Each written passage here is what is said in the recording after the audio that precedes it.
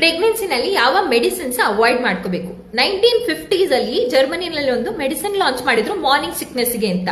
ಸುಮಾರು ಜನ pregnant mother's ಇದನ್ನ ಓವರ್ ದ ಕೌಂಟರ್ ಕೂಡ ತಗೊಂಡ್ ತಿಂದ್ರು. ಸಾವಿರಾರು ಜನ ಮಕ್ಕಳು ಇದರಿಂದ ಕೈಕಾಲು ಇಲ್ಲದೆ ಹುಟ್ಟಿದ್ರು. ಸೊ ಎಷ್ಟೇ ಕಾಮನ್ ಮೆಡಿಸಿನ್ ಇದ್ರು ನಿಮ್ಮ ಡಾಕ್ಟರ್ನ ಕೇಳ್ದೇನೆ ಪ್ರೆಗ್ನೆನ್ಸಿನಲ್ಲಿ ಮೆಡಿಸಿನ್ ತಗೊಳ್ಳೋ ಹಾಗಿಲ್ಲ.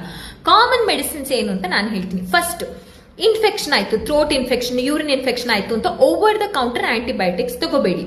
ಸಿಪ್ರೋಫ್ಲಾಕ್ಸಿಸಿನ್, ಜೆಂಟಾಮೈಸಿನ್, ಡಾಕ್ಸಿಸೈಕ್ಲಿನ್ ಇದರಿಂದ ಏನಾಗುತ್ತೆ, ಬೇಬಿದು permanent tooth damage, kidney damage, cartilage, bone defects ಆಗೋ ಚಾನ್ಸಸ್ ಇರುತ್ತೆ. ಬೆಸ್ಟ್ ಅಂದ್ರೆ ಥ್ರೋಟ್ ಇನ್ಫೆಕ್ಷನ್ಗೆ ಹೋಮ್ ರೆಮಿಡೀಸ್ ಮಾಡಿ ಪ್ರೆಗ್ನೆನ್ಸಿಯಲ್ಲಿ. ನೆಕ್ಸ್ಟ್ ಬಂದು ಪಿಂಪಲ್ಸ್. ಕಾಮನ್ ಪ್ರೆಗ್ನೆನ್ಸಿನಲ್ಲಿ ಹಾರ್ಮೋನಲ್ ಆಕ್ನೆ ಆಫ್ ಪ್ರೆಗ್ನೆನ್ಸಿ ಅಂತ ಹೇಳ್ತೀವಿ. ಪ್ರೆಗ್ನೆನ್ಸಿ ಮುಗಿದ್ಮೇಲೆ ಅದು ಹೋಗುತ್ತೆ. ಬಟ್ ಇನ್ಸ್ಟಾಗ್ರಾಮ್ ನೋಡ್ಬಿಟ್ಟು ಏನೋ ಕ್ರೀಮ್ ಹಚ್ಕೊಂಡ್ಬಿಡುದು, ಅದ್ರಲ್ಲಿ ಏನಾದ್ರೂ ಐಸೋಟ್ರಿಟಿನಾಯ್ನ್ ಅಂತ ಕಂಟೆಂಟ್ ಇದ್ರೆ ಇದರಿಂದ ಕೂಡ ಬರ್ತ್ ರಿಫೆಕ್ಟ್ ಆಗೋ ಚಾನ್ಸಸ್ ಇರುತ್ತೆ. ನೆಕ್ಸ್ಟ್ ಪೇನ್, ತಲೆನೋವು, ಬೆನ್ನೋವು, ಕಾಲ್ನೋವಿಗೆ ಸೆಲ್ಫ್ ಪೇನ್ ಕಿಲ್ಲರ್ ತಗೋಬೇಡಿ. ಬ್ರೂಫಿನ್ ಅಂತ ಇದ್ರೆ ಇದರಿಂದ ಕಿಡ್ನಿ ಡ್ಯಾಮೇಜ್ ಆಗೋ ಚಾನ್ಸಸ್ ಇರುತ್ತೆ. ಸೇಫೆಸ್ಟ್ ಅಂದ್ರೆ ಪ್ಯಾರಾಸಿಟಮಾಲ್, ಅದು ನಿಮ್ಮ ಡಾಕ್ಟರ್ ಕೇಳಿಯೇ ತಗೋಬೇಕು.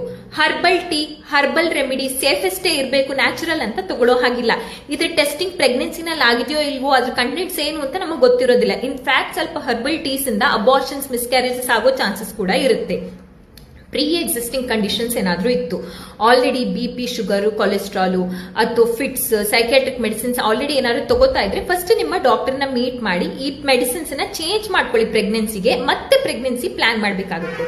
ಯಾವ್ದೆಲ್ಲ ಮೆಡಿಸಿನ್ಸ್ ತಗೋಬಹುದು, ಯಾವ್ದು ತಗೋಬಾರ್ದು ಅಂತ ಕೆಳಗಡೆ ಬರೆದಿರ್ತೀನಿ. ಬಟ್ ನಿಮ್ಮ ಡಾಕ್ಟರ್ನ ಕೇಳಿದ್ರೆ ತಗೋಬೇಡಿ.